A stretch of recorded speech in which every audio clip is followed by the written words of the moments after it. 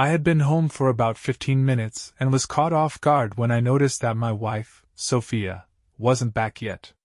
Lately, she'd been staying late at work a few days a week, but she still usually made it home before I did, often having dinner started by the time I walked through the door. I grabbed a beer, planning to call her about dinner when my phone rang before I even had the chance. "Hey, sweetheart. Are you still at work?" I asked. "Yes, Ethan, I'm just wrapping up now. Actually, I have a little surprise for you, one that I think you're really going to enjoy." "I sure hope so," she added with a small laugh. "I know I'm excited about it. When I get home, we need to have a conversation, so please make sure you're around and ready to talk. I'll be home in 20 minutes, she continued. "Should I start dinner, or would you rather I pick something up?" I asked. "No need for that tonight, Ethan. We won't really have time for dinner, at least, not right away." There was a brief pause before she added, "But Ethan, just remember, I love you. Only you. I can't wait to see you." "I love you too," I replied warmly. "I'll be here, waiting for you." Exactly 20 minutes later, Sophia walked through the door. The moment I laid eyes on her, something felt off. Her clothes were wrinkled, her stockings were missing, and her makeup looked smudged. Even her hair was a little messy, as if she'd been rushing or something else. "Wow, rough day at work?" I asked, raising an eyebrow. "You look a little disheveled. Everything okay?" Instead of answering immediately, Sophia stepped close, wrapping her arms around me and gazing up into my eyes. Her voice was soft, almost hesitant, as she whispered, "Ethan, you know how much I love you. And I know that you love me too, that you'd do anything for me. Isn't that right?" "Of course, Sophia," I replied without hesitation. "I mean, I might draw the line at murder, but other than that, yeah, I'd do just about anything for you." I smirked, trying to lighten the mood. "So, what's this all about? What kind of trouble have you gotten yourself into this time?" "It's nothing like that, Ethan," she said quickly. "Just hear me out, okay? Let me say everything first, and then you can ask all the questions you want." I nodded, waiting for her to continue. "You know how, over the years, you've always let me take the reins on most of our decisions? You're always so kind, so loving, and you give me so much freedom to do what makes me happy. Well, I've been talking to my boss, Oliver, about our relationship these past few weeks, and he introduced me to some new ideas that, honestly, made a lot of sense to me." She took a breath, watching me carefully before continuing. "He had me read a few stories. Stories about men who enjoyed being more submissive in their relationships. About how these kinds of dynamics actually strengthen a marriage. And Ethan, I have to admit, those stories got me thinking. A lot." I let out a small chuckle, shaking my head. "Sophia, I love you, and yes, I let you make most of the decisions about things that matter to you, like our vacations, where we eat out, what movies we see, even picking out my clothes sometimes. But that's not because I'm submissive. It's because I love seeing you happy. But don't forget, I made the big decisions, our home, our cars, our investments. The major financial choices? Those were mine. Just because I don't sweat the small stuff doesn't mean I'm some kind of pushover. My dad always told me the secret to a happy marriage is to let go of the little things. And he was right, most things in life are just that, little things." Sophia sighed, as if she expected that answer. "I hear you, Ethan, but I still think my boss is right. When I compare you to him, I see a difference. He's strong, commanding, he takes charge in every situation. People don't question him, they follow his lead. He's what you'd call an alpha male. And according to him, men like you, kind, supportive, easygoing, are naturally more submissive, even if they don't realize it." I rolled my eyes.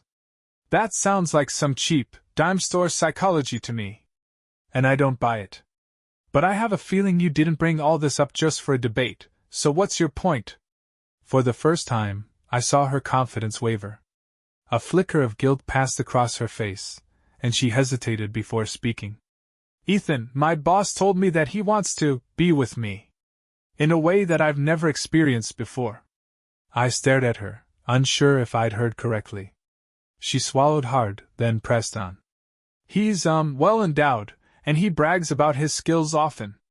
And over the last few weeks, after hours in his office, he's had me touch him.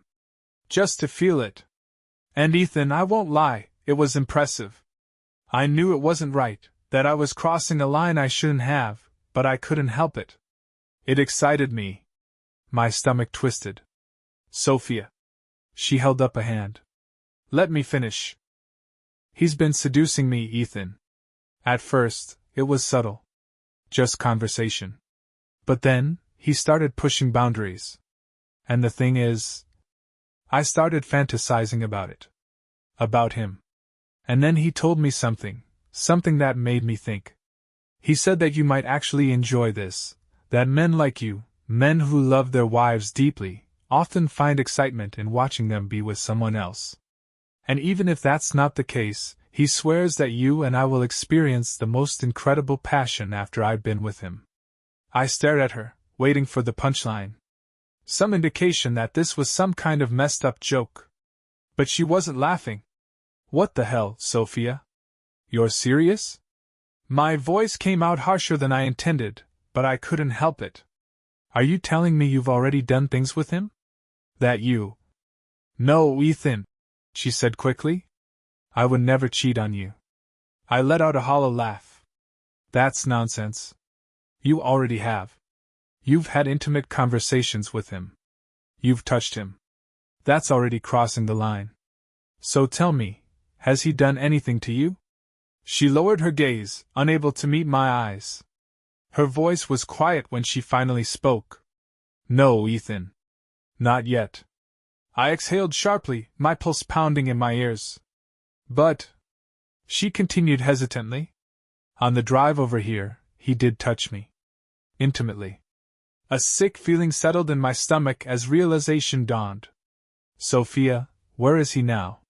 She hesitated. He's waiting. In the driveway.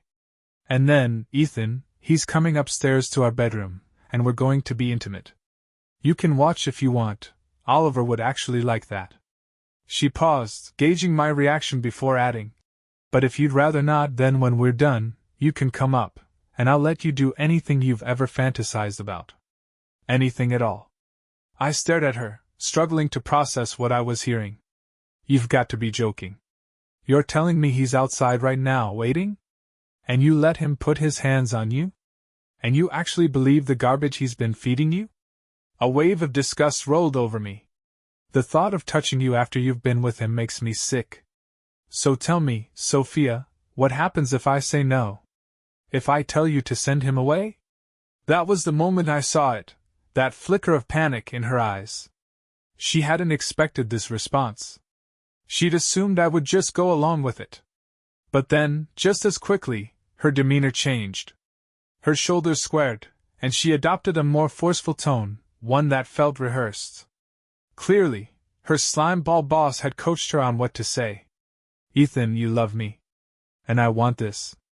You've always let me have my way, and I've decided this will be good for us. Her voice was calm, confident. We'll just try it once. That's all I'm asking. Though, I have no doubt it'll be so amazing that we'll want to keep doing it. Now I'm going upstairs to make myself beautiful, for him and for you. You can let him in and wait for us to finish. She smiled softly. I know you'll want this for me, because you love me. And trust me, Ethan, this is going to be incredible for us. I let out a hollow laugh. Well, Sophia, it's pretty clear where your head is at. And even clearer where our marriage and vows stand in your mind. I took a step back. Go ahead. Get yourself ready. I'll go have a little chat with your friend. I said the word with pure venom. Ethan. She corrected me quickly. He's not my friend. This is about dominance, about power. But you, Ethan, you're my husband. I will always love you. I'll always be yours, and you'll always be mine. She leaned in to kiss me, but I stepped back, pushing her away. The hurt and shock in her eyes were instant.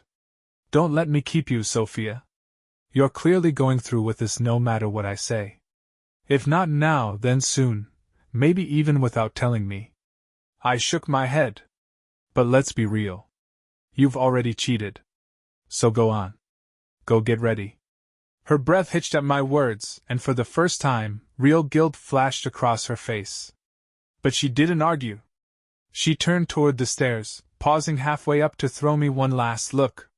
You'll see, Ethan, she said, her voice dripping with certainty. This is going to be epic. I met her gaze, my expression unreadable. Oh, you're right about that, Sophia. It's going to be epic, all right. She disappeared up the stairs. I wasted no time. Moving quickly, I grabbed her purse and fished out her car keys, house keys, and phone. Then, from her wallet, I pulled out our joint credit card. Next, I headed into the kitchen, grabbing a tea towel from the linen drawer and a handful of zip ties from the utility drawer. Finally, I reached for the largest meat carving knife we owned.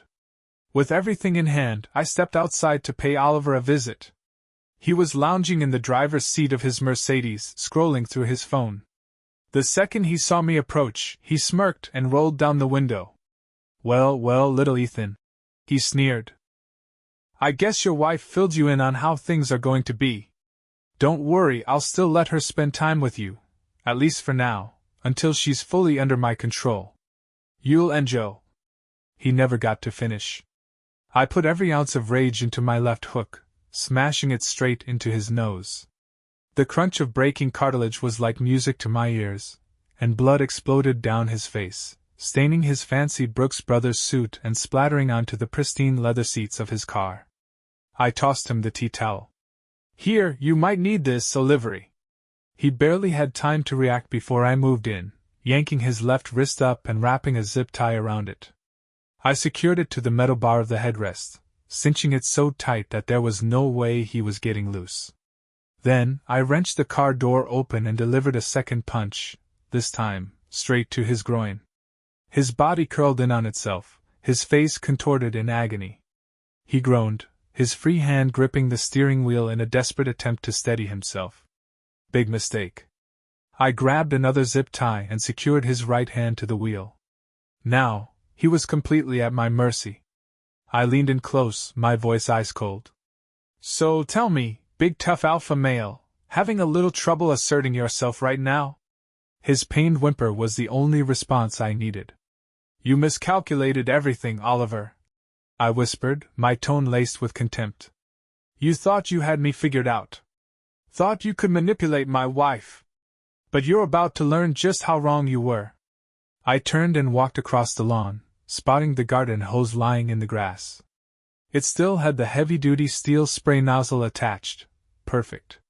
Picking it up, I let the hose swing beside me in a slow, lazy arc, building momentum like a lasso. Then, with a sharp flick of my wrist, I sent it slamming into the passenger side window. The glass shattered instantly, spilling into the car like a cascade of jagged diamonds. I moved to the front of the car and did the same to the windshield. The first few hits didn't break it completely, but soon, a web of deep cracks spread across the surface, making it look like it had been through a brutal hailstorm. Satisfied, I turned my attention to the headlights. A few well-aimed swings later, both were nothing more than shattered remains. The destruction felt good. Satisfying. Necessary. I turned back to Oliver, who was still groaning, still bleeding, still trapped. You wanted epic, Sophia?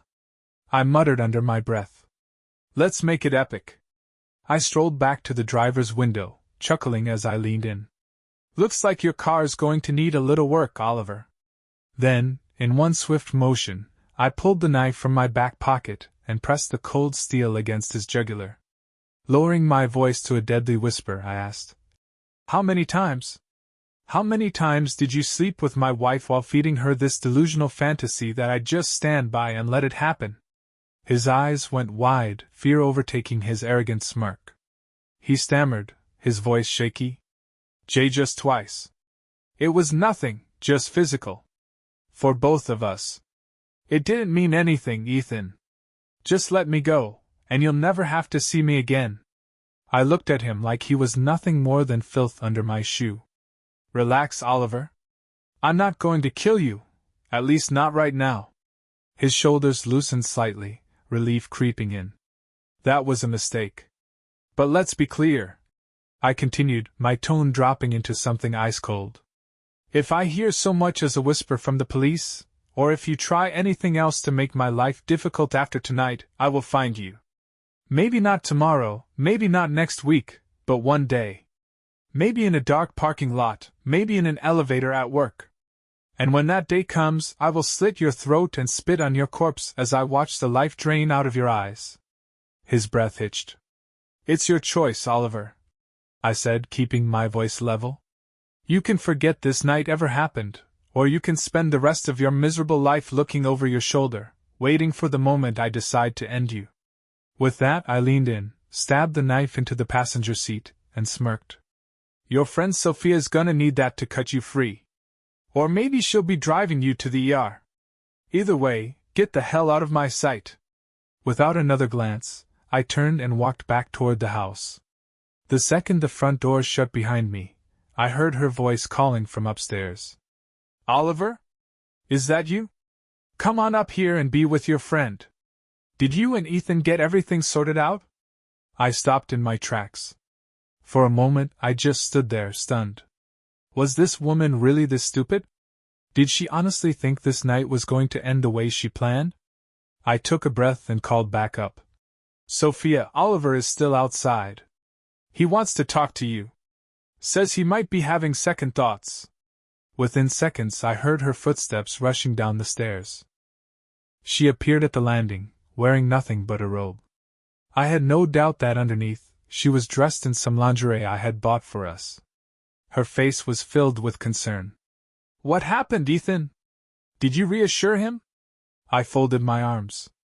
Yeah, Sophia, I made real sure he understands what happens next based on his choices. Her brow furrowed. Ethan, please remember, I love you, and this will make us stronger. I forced a smile. Sure, Sophia. I already feel so much stronger. She beamed, completely oblivious to my sarcasm, and stepped outside. The moment she did, I slammed the door behind her and turned the lock. Without wasting time, I walked straight to the garage and disabled the remote opener. No way was she getting back in here. I had just reached the stairs when I heard it, her screams. What the hell have you done?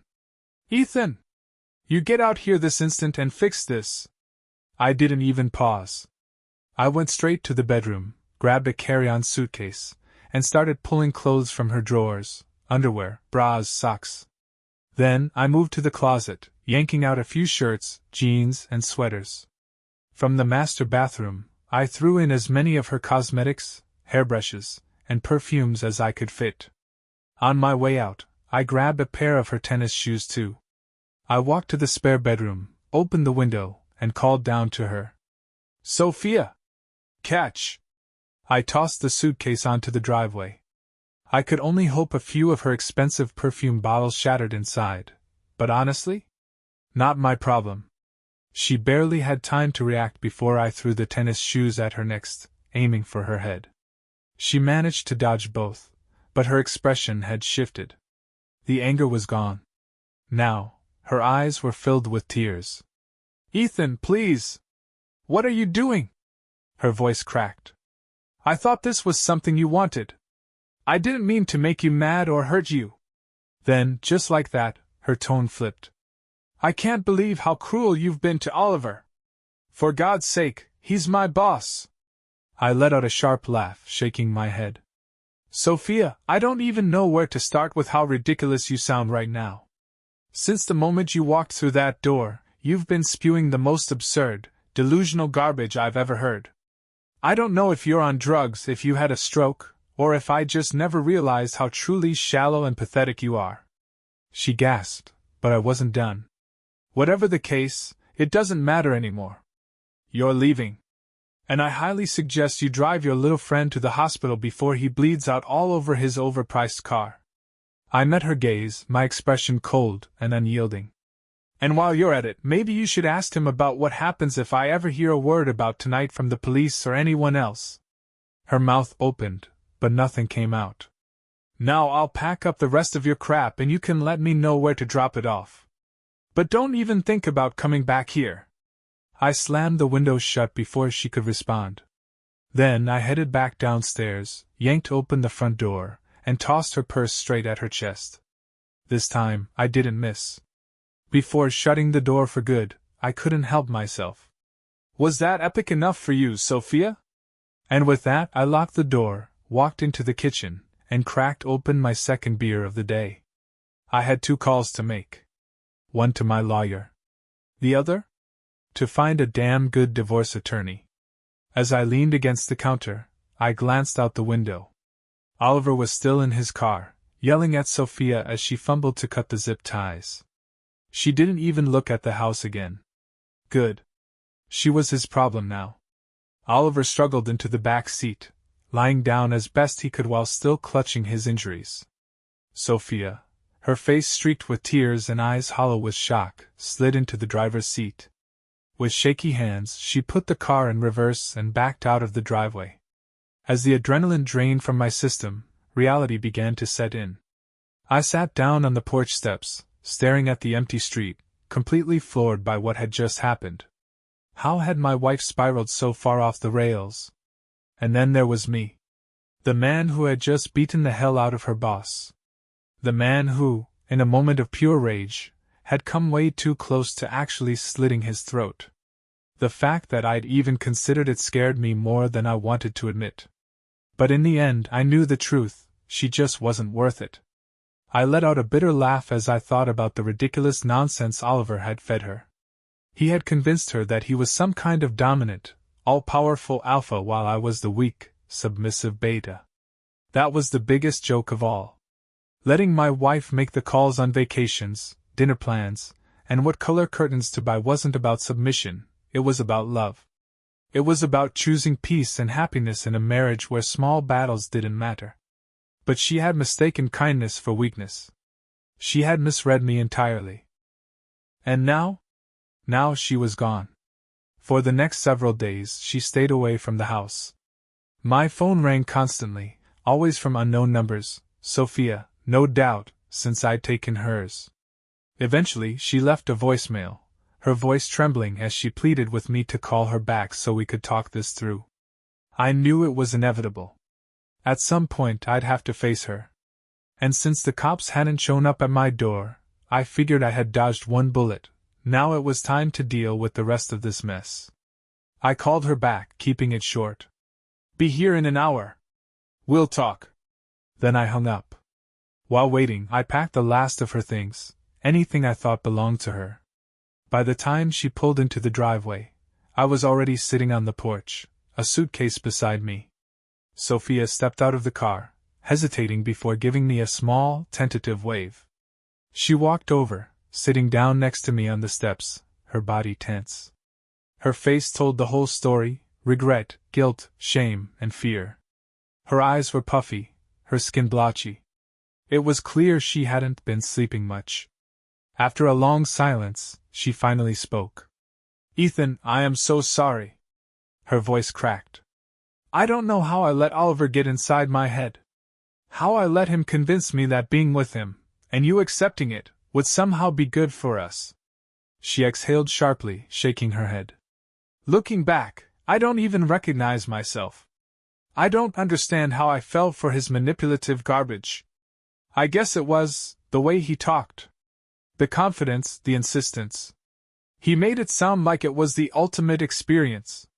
That it would make me feel things I never had before, with him and with you. Tears welled up in her eyes.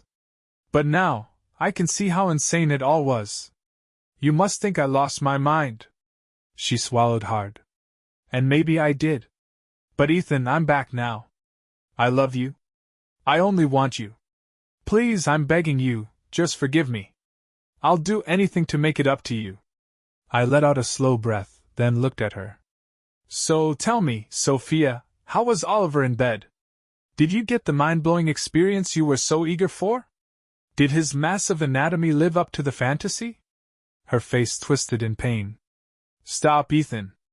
I never touched him after that night.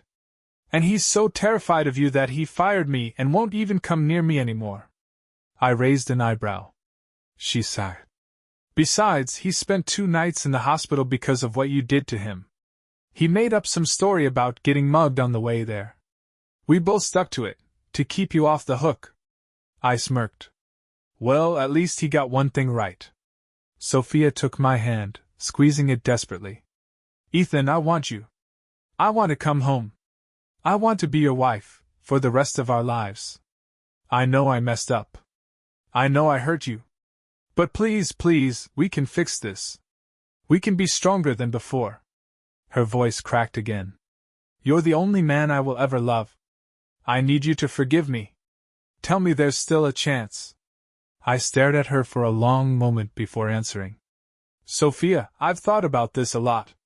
And here's where I'm at. She held her breath. We were together for 2 years, married for 3. 5 years in, and you were already bored, already looking for something more. Maybe you do love me. But you sure as hell don't respect me. Her lips parted, but no words came out. I pressed on.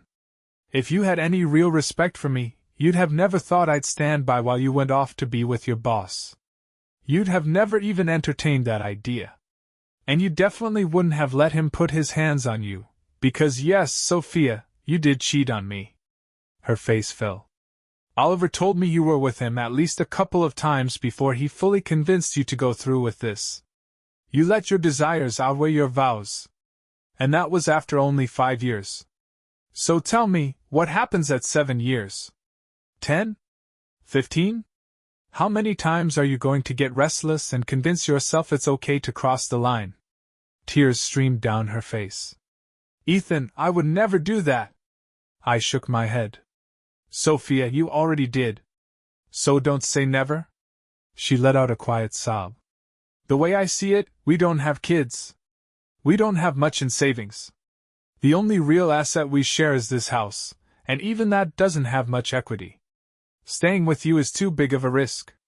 And after everything, I know it's only a matter of time before you rationalize another affair. Maybe next time, you won't even tell me.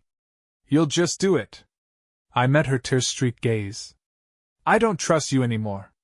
And worse than that, I don't respect you. And I can't be with someone I don't respect. She was openly sobbing now, her shoulders shaking. Ethan, no. Please. We can fix this. We have to fix this. I exhaled. Sophia, we're getting divorced. She gasped like I had struck her. You keep your car, I'll keep mine. We split the savings, sell the house, and we both walk away. We're still young. I want to start over, with someone who actually values me. I stood up. I already have a lawyer handling the paperwork. You can sign amicably, or get your own attorney. Either way, this is happening. Sophia reached for me, her hands trembling. No, Ethan, please. I love you. I respect you. It was a mistake. I was manipulated. I pulled away. I've said all I needed to say. It's time to move on. Her sobs filled the air as I carried her things to her car. When the last bag was in, I shut the trunk, turned to her, and simply said, Goodbye, Sophia.